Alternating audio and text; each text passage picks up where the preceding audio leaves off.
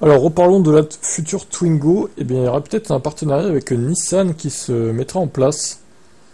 Alors, on sait que Renault-Nissan, hein, ils ont déjà été très potes dans le passé, maintenant plus trop, mais... Alors, est-ce que ça serait pour faire une espèce de citadine Nissan? Une Micra EV, un truc comme ça? Après l'échec des discussions avec Volkswagen, celle d'une collaboration avec Nissan qui pourrait proposer la version de la Twingo.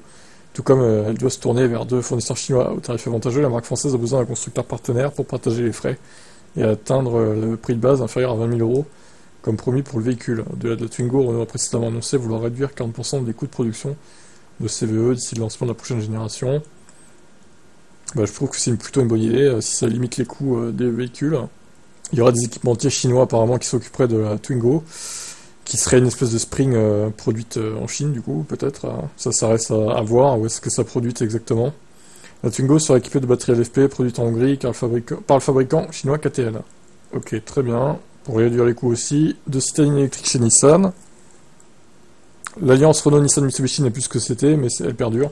Ampère travaille avec Nissan sur un modèle dérivé de R5, qui sera produit avec cette dernière à Douai, en France. De toute façon, Nissan, s'ils veulent pas mourir, honnêtement, c'est leur seule chance de travailler avec Renault. Ils sont tellement en PLS, là, en ce moment. Mais moi, par contre, je milite, ils parlent des K15, là, mais la Sakura, pourquoi ils la sortent pas? Elle est pas mal, elle est marrante, la Sakura, là. C'est une espèce de Ion bis en plus moderne, on va dire.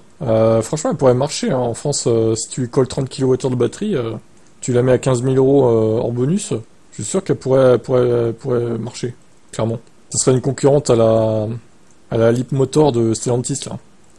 Mais franchement, dommage qu'ils le fassent pas. Parce que des gabarits de voitures telles Nissan Sakura et les K-Cars, ça pourrait plaire en Europe aussi, hein, dans nos rues étroites, hein, dans nos villes étroites. Franchement, ça pourrait être pas mal.